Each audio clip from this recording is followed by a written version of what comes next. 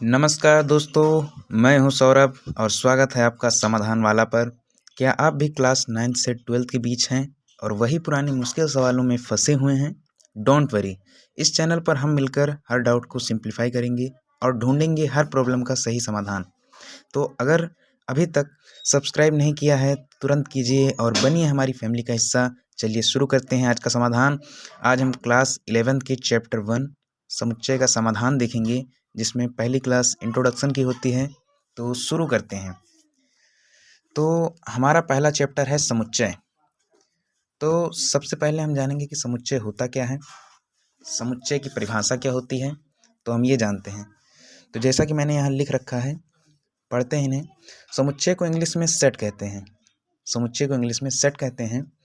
अब समुच्चय की एक बढ़िया सी परिभाषा, जो हमसे अगर कोई भी कहीं भी पूछे तो हम उससे वो बता सकें। तो समुच्चय की जो परिभाषा है वो है कि वस्तुओं का सुपरिभाषित एवं सर्वसम्मत समूह समुच्चय कहलाता है। वस्तुओं का सुपरिभाषित एवं सर्वसम्मत समूह समुच्चय कहलाता है। ठीक है। और समुच्चय को हमेशा हम इस ब्रैकेट यानी इस मंझले ब्रैकेट में लिखते हैं। सबसे पहले आप समझिए कि समुच्चय कहते किसे हैं। समुच्चय जैसे हमारे आसपास दैनिक जीवन में हमारे आसपास कुछ वस्तुएं हों, हम उन्हें एक समूह में इकट्ठा कर दें, बस यही है हमारा समुच्चय। ठीक है। जैसे जैसे मेरे पास 4 वस्तुएं थीं, पेन, पेंसिल, रबड़ और किताब। क्या थी? पेन, पेंसिल, रबड़ और किताब। मैंने इन्हें मंझला ब्रैकेट लगाकर इन्हें एक समूह में रख दिया है। तो अब ये एक समुच्चय कहलाएंगे। क्या कहलाएंगे? एक समुच्चय कहलाएंगे। या फिर मैं वर्णमाला के कुछ 5 अक्षरों जैसे ए, बी, सी, डी व ई को लेता हूँ तथा इन्हें एक मैं मंझले ब्रैकेट में अगर एक समूह के तौर पर इकट्ठा कर दूँ, तब ये एक समुच्चय कहलाएंगे। आपको एक बात हमेशा याद रखनी है कि वस्तुओं का सुपरिभाषित, जिसकी परिभाषा दी जा सके और जो सर्वसम्मत हो, वस्तुओं का सुपरिभाषित एवं सर्वसम्मत समूह ही केवल समुच्चय कहलाएगा। ठीक। आगे बढ़ते हैं। अब देखते हैं कि यहाँ पर एक की पॉइंट लिखा हुआ है कि मंझले ब्रैकेट के भीतर के सदस्यों को, मतलब ये जो ब्रैकेट है इसके भीतर के सदस्यों को अवयव कहा जाता है। इसके भीतर के सदस्यों को क्या कहा जाता है? अवयव कहा जाता है, जिसे इंग्लिश में हम एलिमेंट कहते हैं। क्या कहते हैं? एलिमेंट कहते हैं। ठीक है। अब आगे हम देखते हैं कि समुच्चय को मुख्यतः हम 2 रूपों द्वारा प्रकट कर सकते हैं। समुच्चय को हम मुख्यतः 2 रूपों में प्रकट कर सकते हैं। अब देखिए भाई, समुच्चय को किन किन रूपों में प्रकट किया जा सकता है, मतलब समुच्चय को हम किन किन रूपों में व्यक्त कर सकते हैं, इसे मैथमेटिकली किन फॉर्म में लिखा जा सकता है। तो इसकी पहली फॉर्म है हमारी रोस्टर फॉर्म। कौन सी फॉर्म है हमारी? Roster form. रोस्टर फॉर्म में क्या लिखा है कि जब जो एलिमेंट होंगे, सेट के जो भी एलिमेंट होंगे, जब उन्हें ज्यों का त्यों लिख दिया जाए, सेट के जो भी एलिमेंट हैं जब उन्हें ज्यों का त्यों लिख दिया जाए, तब समुच्चय के उस रूप को हम रोस्टर रूप या रोस्टर फॉर्म कहते हैं। जैसे जैसे हम देखिए यहाँ पर हमने समुच्चय को ए से डिनोट किया है। समुच्चय को हमेशा कैपिटल लेटर से ही डिनोट करेंगे। डिनोट करने के बाद हमने यहाँ पर कुछ प्राकृतिक संख्याएं 1, 2, 3 और 4 और 5 लिखी हैं। इन्हें मंझले ब्रैकेट में हमने पैक भी किया है। व एक और लिखा है ए डैश और -1, 0, 1, 2, 3। मतलब ये संख्याएं थी और इन संख्याओं को हमने ज्यों का त्यों मंझले ब्रैकेट में इकट्ठा करके लिख दिया। तो ये एक रोस्टर फॉर्म है। क्या है? रोस्टर फॉर्म है। इस प्रकार के लिखने को हम रोस्टर फॉर्म कहते हैं। जबकि दूसरा जो हमारा रूप है, दूसरा रूप हम देखेंगे यहाँ पर हमारा समुच्चय निर्माण रूप, सेट बिल्डर फॉर्म। ठीक है। सेट बिल्डर फॉर्म को आप केवल इतना याद रखना है कि जब हम समुच्चय को कुछ प्रतीकों व चिन्हों का प्रयोग करके व्यक्त करते हैं, तब वह समुच्चय निर्माण रूप द्वारा व्यक्त करना कहलाता है।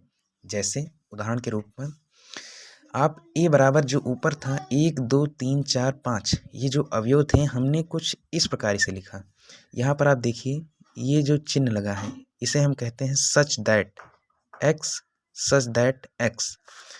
इस चिन्ह को कहते हैं कॉलन का चिन्ह। इस चिन्ह को क्या कहते हैं? कॉलन का चिन्ह कहते हैं। जिसे यहाँ पर कॉलन का चिन्ह तो है, किंतु इसे पढ़ा क्या जाएगा? इसे पढ़ा जाएगा सच दैट। क्या पढ़ा जाएगा? सच दैट, जिसका हिंदी में पर्याय होता है इस प्रकार है कि। इसे हम पढ़ेंगे x सच दैट x, यानी x इस प्रकार है कि x बिलोंग टू, ये चिन्ह है बिलोंग टू का, किसका चिन्ह है, बिलोंग्स टू का, मतलब संबंध रखता है। यानी x such that x belongs to r, मतलब जो x है, x इस प्रकार है कि x जो है वो वास्तविक संख्या r से बिलोंग करता है, ठीक है। और कॉमा लगा कर लिखा है कि x की जो वैल्यू होगी वो 1 से बड़ी होगी या 1 के बराबर होगी। 1 इज लेस देन और equal to x and x is less than और इक्वल टू 5, यानी x का मान 1 से लेकर 5 तक होगा। आप जब इसे रोस्टर फॉर्म में हल करेंगे तो आपका यही समुच्चय वापस से आ जाएगा, ठीक है। अब आगे बढ़ते हैं। अब a डैश बराबर ऊपर वाला जो समुच्चय था, मैंने इसी उदाहरण को सेट बिल्डर फॉर्म में लिखा है। देखिए उसी प्रकार यहाँ पर भी x such that x belong to r, यानी x इस प्रकार है कि x वास्तविक संख्या r से संबंध रखता है और x का जो मान है वो -1 is less than equal to x and x is less than और इक्वल टू 3, यानी x का मान -1 से लेकर 3 तक होगा, जो कि इस प्रकार होगा। तो मुझे जहाँ तक उम्मीद है कि आप यहाँ तक समझ गए होंगे। मैं एक बार फिर से रिपीट कर देता हूँ ऊपर से। हमने सबसे पहले पढ़ा कि समुच्चय सेट्स क्या हैं। तो हमने पढ़ा कि वस्तुओं का सुपरिभाषित एवं सर्वसम्मत समूह समुच्चय कहलाता है, अर्थात कि जब वस्तुओं का सुपरिभाषित एवं जिसकी परिभाषा दी जा सके और जो सबकी सहमति में हो, केवल वही समुच्चय कहलाएगा। समझने की कोशिश कीजिए। और समुच्चय को हमेशा हम बंधले ब्रैकेट में लिखते हैं, ठीक। दूसरी बात, हमने पढ़ा कि समुच्चय को किन किन रूपों में हम व्यक्त कर सकते हैं। तो समुच्चय को व्यक्त करने के लिए हमारे पास पहला रूप था रोस्टर रूप, यानी रोस्टर फॉर्म। दूसरा फॉर्म था हमारे पास समुच्चय निर्माण रूप। हमने दोनों फॉर्म को पढ़ा। अब इसके बाद हम पढ़ेंगे कि समुच्चय के प्रकार। समुच्चय कई प्रकार के होते हैं, जिनमें से पहला समुच्चय है हमारा रिक्त समुच्चय, जिसे हम इम्प्टी सेट कहते हैं। क्या कहते हैं? Empty set. जिसमें हम समझेंगे कि वह समुच्चय जिसमें एक भी अवयव नहीं होता है, वह समुच्चय जिसमें एक भी अवयव नहीं होता है उसे रिक्त समुच्चय कहते हैं। मतलब कि ऐसा समुच्चय जिसमें कोई एलिमेंट ही ना हो, जिसमें कोई अवयव ही ना हो, तो क्या कहलाएगा? हमारा रिक्त समुच्चय कहलाएगा, ठीक है। जैसे जैसे यहाँ पर देखिए, ए बराबर X such that X, A बराबर X such that X belong to N, X such that X belong to N, ये मैंने सेट बिल्डर फॉर्म में लिखा है। मतलब कि x इस प्रकार है कि x वास्तविक संख्या से संबंध रखता है और x का जो मान है वो 1 से बड़ा हो और 0 से छोटा हो। आप मुझे बताइए, क्या ऐसी कोई संख्या है प्राकृतिक जो कि 1 से बड़ी हो लेकिन 0 से छोटी हो? 1 से बड़ी हो लेकिन 0 से छोटी हो, ऐसी कोई संख्या है ही नहीं। यानी इसमें जो होगा कोई अवयव नहीं होगा, यानी इसे हम इस प्रकार लिखेंगे। तो सीधी सी बात है, इसे हम फाई, ये किसका चिन्ह है? ये फाई का चिन्ह है, ठीक है। ये फाई का चिन्ह है, तो इसे हम फाई या एक ब्रैकेट जिसमें कोई भी अवयव ना हो से प्रदर्शित करते हैं, ठीक। रिक्त समुच्चय भी हो गया हमारा। रिक्त समुच्चय के बाद हम दूसरा समुच्चय पढ़ेंगे, परिमित व अपरिमित समुच्चय, डिफिनिट एंड इनडिफिनिट सेट्स। तो इनकी परिभाषा है, परिमित समुच्चय की परिभाषा है कि जिनमें अवयवों की संख्या निश्चित है, जिनमें अवयवों की संख्या निश्चित है, परिमित समुच्चय कहलाते हैं। मतलब a set which has a definite number of elements is called definite sets, ठीक है। या जिनमें अवयवों की संख्या अनिश्चित होती है, जिनमें इनडिफिनिट एलिमेंट्स होते हैं, जिनमें अनिश्चित मतलब जो एलिमेंट हैं वो होते हैं, वो अपरिमित समुच्चय कहलाते हैं, ठीक है। अब दूसरा पेज पलटेंगे हम।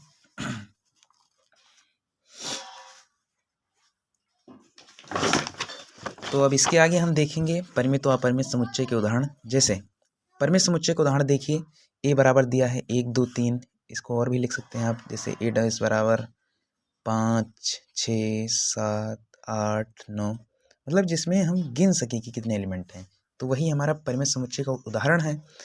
अपरिमित समुच्चय के उदाहरण की बात करें तो जैसे ए बराबर लिखा है 1 2 3 फिर डैश डैश डैश, यानी ये इनफाइनाइट तक जा रहा है। कहाँ तक जा रहा है? इनफाइनाइट तक, इसकी कोई सीमा नहीं है।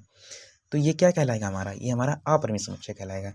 इसी प्रकार जैसे b बराबर -1 0 1 2 ऐसे डैश डैश डैश, यानी सीधी बात है, ये जो है कहाँ तक जा रहा है, ये हमारा इनफाइनाइट तक जा रहा है। तो ये अपरिमित समुच्चय है, क्योंकि हम इनमें एलिमेंट की संख्या को गिन नहीं सकते हैं। ठीक है, इसके बाद लगभग टॉपिक समाप्त हो चुके हैं। केवल 2 टॉपिक्स और बचे हैं इस चैप्टर में जिन्हें हमें कवर करने हैं।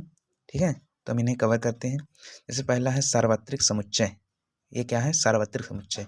ये एक यूनिवर्सल सेट होता है, मतलब कि वे सभी दिए गए समुच्चय, जैसे इसको आप परिभाषा से मत समझिए, मैं आपको समझाने की कोशिश करता हूँ। जैसे आपके पास कई सेट हों, जैसे 2 सेट हैं ए व B.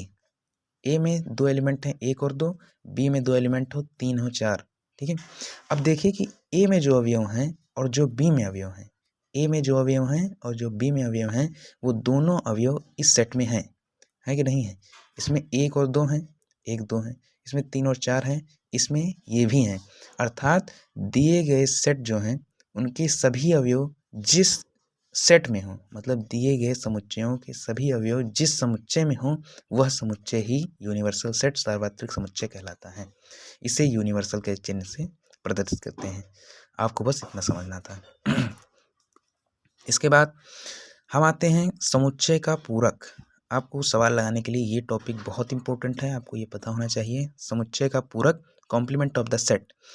Complement of the set में आप जानिए कि इसको भी ऐसे समझते हैं, जैसे हमें एक अवयव दिया है 1 2, एक सेट दिया है जिसके एलिमेंट है 1 2 3, और एक यूनिवर्सल सेट दिया है जिसके अवयव हैं 1 2 3 5 और 6। अब अगर आपसे कहा जाए कि ए का पूरक बताइए, यानी कॉम्प्लीमेंट ऑफ द ए बताइए, तो आप उसे हम ए डैश से प्रदर्शित करेंगे। यहाँ पर बी होता तो बी डैश, सी होता तो सी डैश। अब आपको ए डैश निकालना है, तो ए डैश निकालने के लिए आपको यूनिवर्सल सेट में से उन अवयवों को निकाल देना है जो ए में थे। मतलब जैसे ए में 1 2 3 था, तो 1 2 3 यहाँ से निकाल देंगे, बचेगा 5 और 6, उससे हम ए डैश में लिख देंगे। बस यही हमारा कॉम्प्लीमेंट ऑफ द ए हो जाएगा, ए डैश। ठीक, अब एक टॉपिक बच रहा है जिसे भी आपको जानना जरूरी है, उप समुच्चय। उप समुच्चय जिसे हम इंग्लिश में कहते हैं सबसेट। सवाल लगाने के लिए आपको इस टॉपिक का ज्ञान होना भी बहुत ज़रूरी है। उप समुच्चय सबसेट के बारे में आप ये कह सकते हैं कि जैसे समझिए ए बराबर एक अवयव दिया है 1 2 और 3। अब ए में जो 3 अवयव हैं, अगर मैं एक सेट बनाऊं बी, इसमें 1 2 3 5 और 6। मैं इतने सरल उदाहरण इसलिए ले रहा हूं ताकि आपको शुरुआत में समझने में कोई दिक्कत ना हो। ठीक है, जैसे अब ए बराबर 1 2 3 है और बी बराबर 1 2 3 5 6 है। अब आप देख सकते हैं कि ए में जो अवयव हैं वो बी में भी हैं, ए के अवयव बी में हैं। ए के सभी अवयव जब किसी सेट में हो, मतलब दिए गए सेट के किसी सभी अवयव किसी दिए गए सेट में हो, तो वो जो है, मतलब जैसे ए है, अब ए के सभी अवयव बी में हैं, तो बी जो है वो ए जो है वो बी का उप समुच्चय कहलाएगा। ए क्या कहलाएगा? बी का उप समुच्चय। इसी प्रकार जैसे सी बराबर एक उदाहरण लेते हैं 5 और 6, और डी बराबर एक समुच्चय लेते हैं 5 6 8 और 9। अब जब सी के सभी अवयव डी में हैं, तो सी डी का एक उप समुच्चय कहलाएगा। जब किसी समुच्चय के सभी अवयव किसी दूसरे समुच्चय में हों, तो वह समुच्चय उस समुच्चय का उप समुच्चय कहलाता है। कंफ्यूज होने की ज़्यादा ज़रूरत नहीं है। सवाल लगाते टाइम इस टॉपिक को मैं दोबारा रिपीट कर दूंगा, तो आपको ये समझ में आ जाएगा। तो इसी तरह हमारी आज की क्लास समाप्त होती है। हमने आज चैप्टर 1 की इंट्रोडक्शन को पढ़ा और उसे समझा। मेरे हिसाब से आपने सभी टॉपिक्स को ध्यान से पढ़ा होगा। मैंने इन टॉपिक्स को समझाने की पूरी कोशिश की है। तो अगर आपको वीडियो अच्छा लगा हो तो वीडियो को लाइक करें, सब्सक्राइब करें, और मुझे अगर कोई टिप्स देना चाहते हो या कोई कन्फ्यूजन रहेगा हो या डाउट हो तो उसे कमेंट सेक्शन में पिन करें। Thank you.